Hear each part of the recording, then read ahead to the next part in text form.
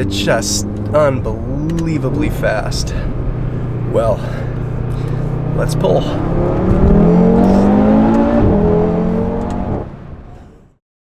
Alright, hey guys, welcome to another video. Yeah, the elephant in the room, I've already tuned it. The thing is already stage 1. I love it. It's been a little blast this past week. Reason being as to why I tuned it actually ahead of time is because I don't own a battery tender. My homie does. He came over, and it's tough filming kind of in a pinch, and it was kind of like rainy and gross. Wasn't able to really kind of enjoy the car anyway, so decided it was going to be kind of just a now or never. Ended up tuning the car, and yeah, it's been freaking amazing since. So in this video we're going to talk about it. We're going to kind of just go down the features to expect. We'll take it for a nice spin and probably end it there. So yeah, we'll get to it. We'll open up the garage door, create some space in here, and we'll talk about some tuning. Jumping into it, the features that you get with stage 1, and this is just stage 1 alone, probably, I mean, again, stage 2 just enhances it, takes it really to the next level. Horsepower and torque gains maximized. Damn right they are. This will include the Apple and Android mobile flashing, which is PowerLink. I use PowerLink all the time on my Golf R. Man, does it make life just so easy. Stock boost control is optimized for all conditions. 91, 93, 100, 104, and E85 octanes available, as well as ECU safely adapts between E65 and E85 ethanol. So the ECU safely adapts between these ethanol ratings. Optional 1000cc injector upgrade supported. Exhaust flap program to open under boost. Wicked. Launch control boost pressure increased for faster launches. Increased rev limiter. Transmission stock shift points remain. Again, we are only tapping into the ECU today, so just something to be mindful of. IE actually doesn't offer a TCU tune. Some other companies actually don't offer it either, and I get it. You know, this transmission's a really robust transmission. In most applications, you really don't need to modify it unless maybe you go the big turbo route, and then obviously you probably want to start tapping into this DQ500. But the torque rating on this transmission, I don't have the number at the top of my head, but I know it's quite impressive, so something to keep in mind. Other things to kind of be mindful of: the rev limiter is increased to 72,000 RPMs in manual mode or with DSG flash. In this case, it would just be, of course, manual mode. The annoying cold start rattle is eliminated. That's kind of nice. Road speed limiters removed. Engineered for all climate and elevations. I'm treated quite well when it comes to any of these tunes, because I get pretty much the peak performance as I'm at sea levels. Can't beat that. Generally, it's not a hot place to be. So let's see. Engineered, yeah. So direct port OBD11 at home flashing. Got that. Easy octane switching. Check. Upgrade stages to match hardware upgrades. Boom. Simple on-off feature toggling, read and clear diagnostic problem codes, and a lot of that can be done through the app. So wicked. How cool is that? The first thing I'm going to do is start tapping through. So phone battery, 6 feet or less. Obviously that, boom, boom, boom. In this case, I'm just showing you guys. As you guys can see, my latest engine revision is stage 1, 93 octane, with the transmission box code showing the factory one. So loading tunes. As you guys can see, this is the stock tune. Boom. If you want to go back to stock, do that. Stage 1. And as you guys can see, this is the one that I selected. So depending on where you live, I know 93 octane is not really everywhere. 91 octane would be probably the most common. There's no options for anything less than 91 octane, which is a little bit different to see. Things to really look out for would be, I guess, making sure your battery is on a tender, and making sure your hood is popped. I would, just for the sake of it, because you're kind of messing with your car, if you're not going to always sit in your car, well, first and foremost, put your key in it. Make sure your key is always in it. Your phone is, of course, in the car, just if you're doing the Bluetooth method. And make sure one of your windows is down, just in case, say if you're not sitting in the car, at least you can reach in and do something. So that's kind of what I did.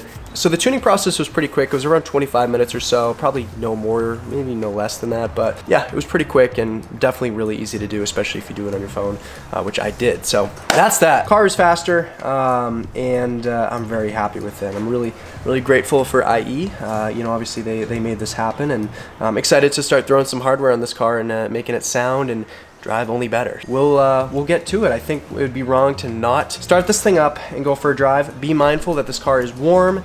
The cold start is already gone anyway, so it's not going to cold start anymore. But yeah, it is still warm, and so it's going to have a nice startup. This car sounds, on warm startup, sounds way better than any cold start would anyway. So yeah, let's get this thing all fired up, and let's see how she do. holy day and night difference. This thing is an absolute rocket. It's so fast.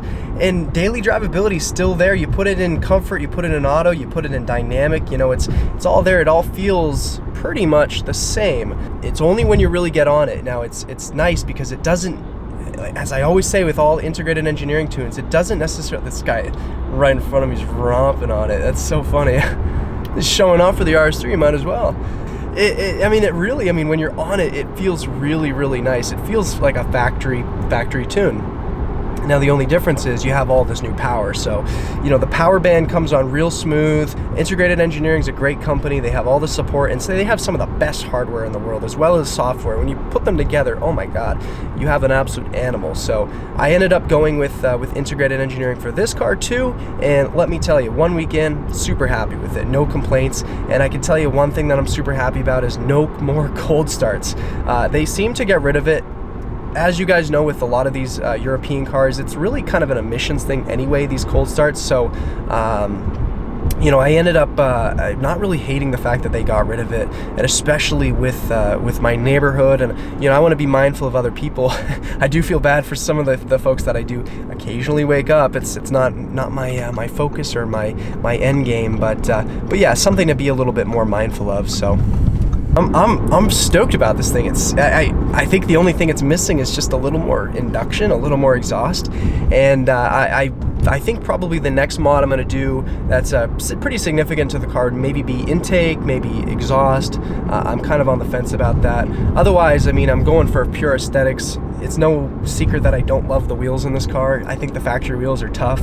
It's probably one of the worst marketing decisions was putting this car in these wheels. Some people like them, sure, I get it, but I do not, and that's the most important thing. I need to like them. I want to learn to like this car a little bit more, and I think wheels would really kind of go such a long way. All right. Well, we'll get a first pull for YouTube. Certainly not for me. I needed to get used to this, and thank God I tried it out for a week, because it's just unbelievably fast. Well, let's pull.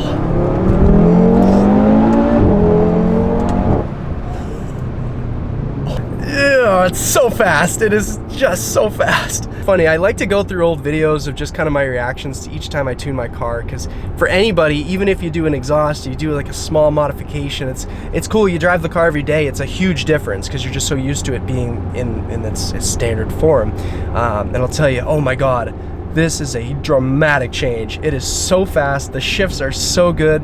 It feels like this gearbox just needed something to be done with the ECU, and then, you know, now it's just shifting just so fast.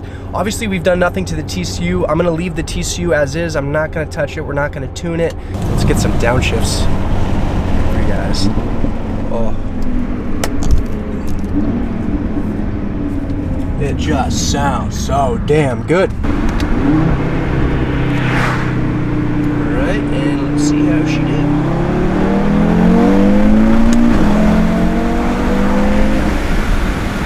Yep, it's fast. She definitely has some legs. It is really, really bright here, but I figured we'll get a couple rev clips for you guys. I feel bad for the folks driving by, but let's get the windows down. Maybe pop this a little bit. So the OEM crackle tune is still there. It still does the little burbles on the Sport Auto downshift, which is nice.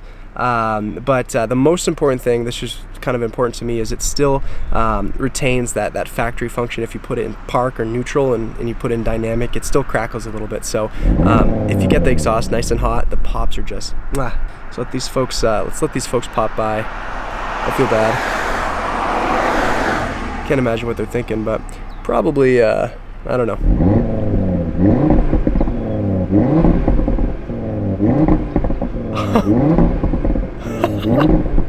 It just sounds so damn good. Well, I'll get a quick clip of the outside.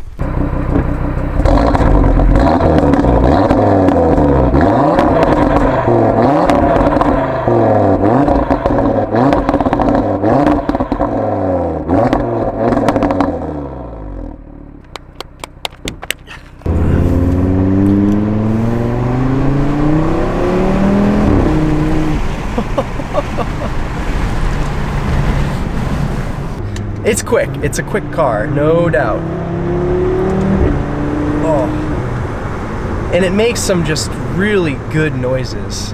And I think that's one of the things that I really like about this car. That's kind of what woke me up a little bit, because again, all of the cars that I've had before have, let's be real, have not sounded the greatest. The Golf R is the closest thing, and that thing, the crackle tune was excessive. I'm not gonna ever do a crackle tune on this car. I wouldn't mind having another crackle tune on another car, but it'll just ruin this car, absolutely ruin this car. And if that quote has not earned me some subscribers, I don't know, because I know a lot of people hate the crackle tune, and a lot of people started looking elsewhere for content just because I ran that on the R, and I get it, you know, it's not for everybody, but you know, this is a wild ride, and I'm super stoked about it. So thank you again for IE for helping me out with this. I'm excited for some more collaborations, and if anyone's interested in any, you know, specific content with this car, let me know. If we get this video to 150 likes, I know that's an ambitious one, but hey, we can do it. 150 likes, we'll do a launch control video. I'll compare stock versus stage 1, and you guys can kind of get some numbers there. So yeah, we'll end the video there. I appreciate all you guys for watching and staying tuned to this content. Let me know what you guys want to see next, and we'll catch you guys in the next video. Peace and love.